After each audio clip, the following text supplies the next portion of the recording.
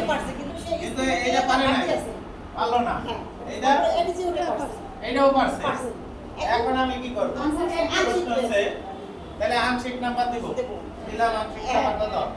ওই যে এই সময় বলছিল যে যদি আংশিক হয় তাহলে সে কত পাবে? 1। এখন আরেকটু প্রশ্ন আছে।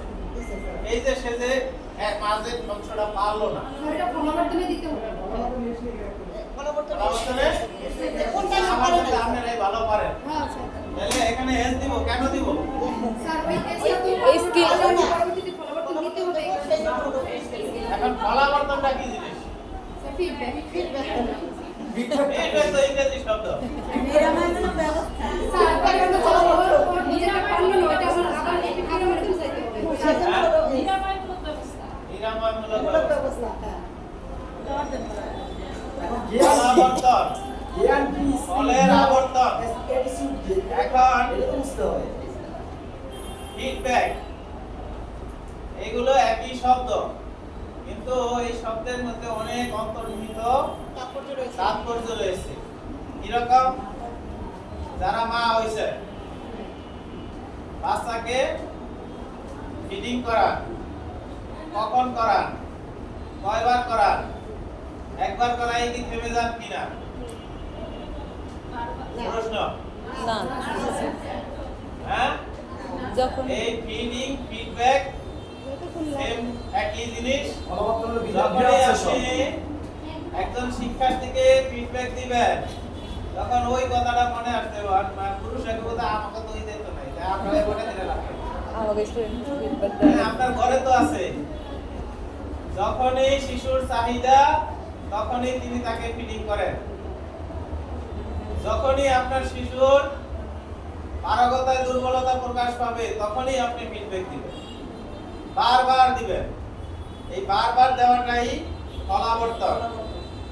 ফলের আবর্তন ঘুরতেই থাকবে।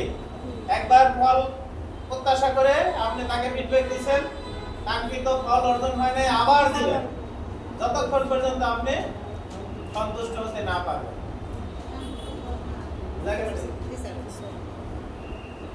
তার মানে আপনার মূল্যায়ন তো ওই যে গাঠনিক, আপনি ওকে গঠন করার উদ্দেশ্যে তো করাইতেছেন, তো ওর মধ্যে কোনো ঘাটতি থাকুক এটা কি আপনি চাইবেন?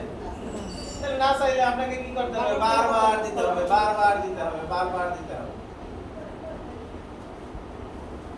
এই ফিডব্যাকটা মানে বারবার। ফলাবর্তন শব্দের মিনিংটাই হচ্ছে ফলের আবর্তন ঘুরতেই থাকবে।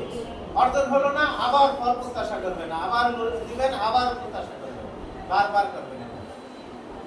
বুঝা গেছে? তাইলে এখন আমি এখানে দিলাম, এস দিলাম, এরপর ফলাবর্তন দিতে থাকলাম। দেওয়ার সময় কি পরিবর্তন হবে? হবে। হইলে আমি কি করব? এই প্রমাণপত্রে আমি এটা যেহেতু পরিবর্তন হয়ে গেল আমি আর রাখবো না, কেটে দিলাম। এখন সে ঘাটতির কারণে নাম্বার কম পাইছিল, এখন তো ঘাটতি পূরণ হয়ে গেছে। এখন কি করব? আমার এটাকে কেটে তার পূর্ণ নাম্বার আমি দিয়ে দিব নাকি? স্যার যেদিন এটা সেদিনে মানে আজকে আমি যেই পার্টটা দিলাম বা যেটা কি মানে আজকে তাই স্যার দেখা গেছে আমি বারবার চেষ্টা করতেছি সারা দিনও পারলো না, মানে আমার যতটুকু সময় আমি পারলো।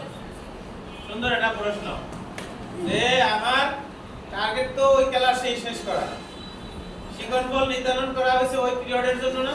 হ্যাঁ স্যার না পরের পিরিয়ডের জন্য? না স্যার ওই পিরিয়ড। তাহলে আমার কাজটা কি ওই দিন শেষ করা না?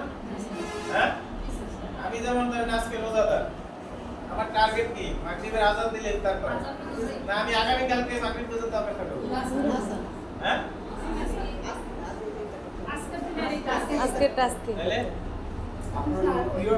জিনিসটা তো আমি নিজের না, এটা হলো আরেকজন, মানে আমি বাচ্চাটাকে যতই বুঝে দিছি কারণ না পারলে কি করা আছে স্যার? এটা অজুহাত, এটা আর কিছু না।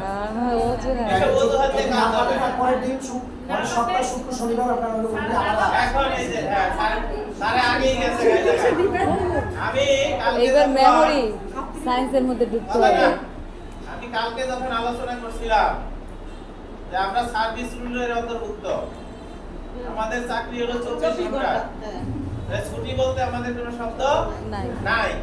তাহলে শুক্র শনি এই কারিকুলাম কেন অফ রাখছে?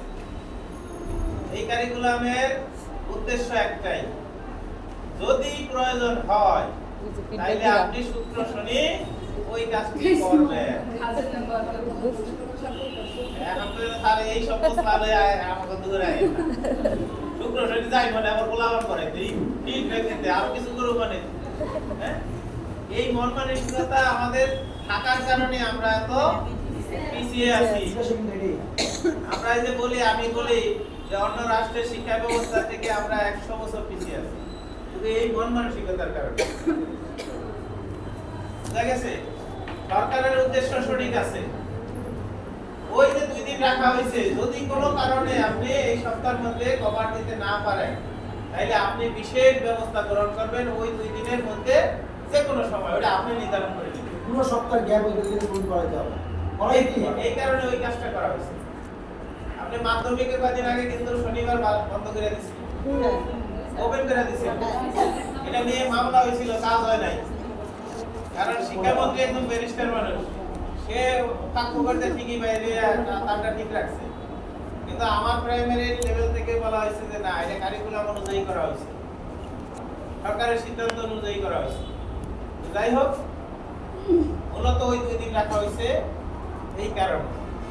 তো আমরা যদি ওই 2 দিন নাও করি, আমরা যদি পরবর্তী ক্লাসের ব্যাহত হয় এমন সম্ভাবনা না থাকে, তাইলে আমরা পরে টেনে নিতে পারবো। কিন্তু আমি পরের ক্লাস তো আমার একটা টার্গেট।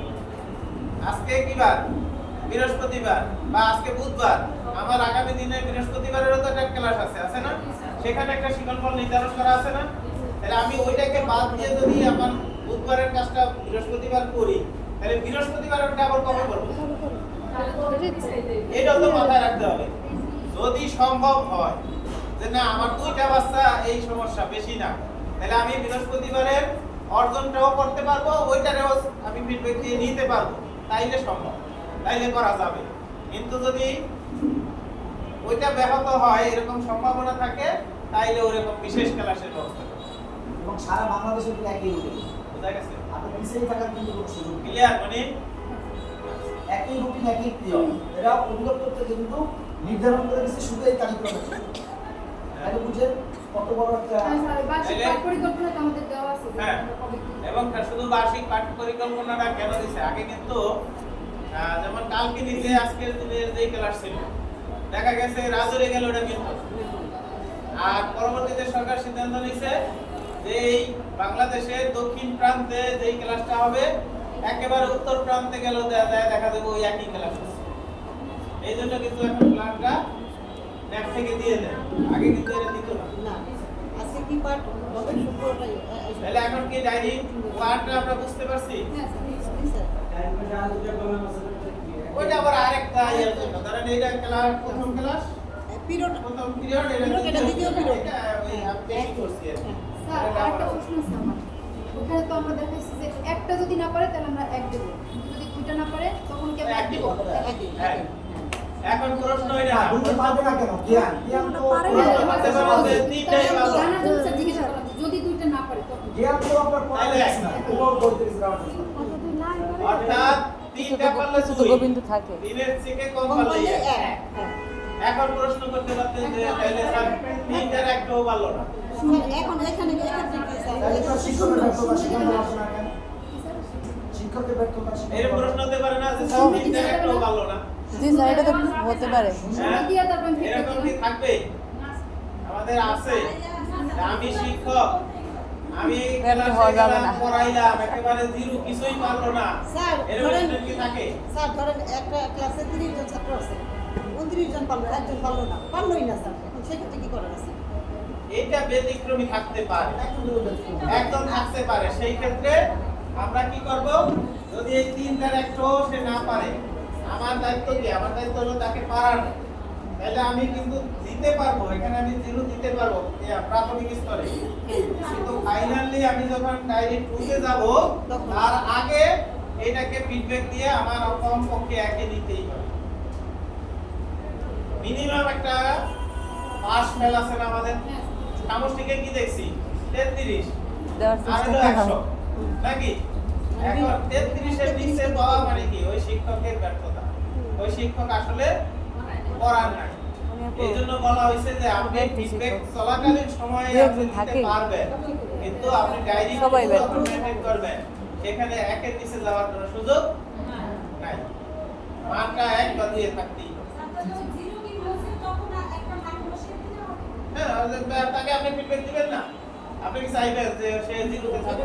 না, তাহলে আপনি তো লক্ষ্য উদ্দেশ্য জিরো থেকে- সফল হলো না। জিরো থেকে হিরো বানাতে হবে। ফিডব্যাক দেওয়ার স্বার্থে সুবিধার্থে দিতে পারবেন, কিন্তু পরবর্তীতে এটা রাখা যাবে না। আরেকটা হলো দুটোই চেষ্টা করতে হবে। যে আপনার 30 জনের student, এর মধ্যে আপনি হয়তো বা দেখেন যে এক সপ্তাহের মধ্যে একজনে বা দুইজনে পাইতে পারে। একেবারে আবার মনে করেন না যে গরহ পারে না তো দিয়া রাগ হয়ে দিয়া তুই, তাইলে ব্যর্থতা কার?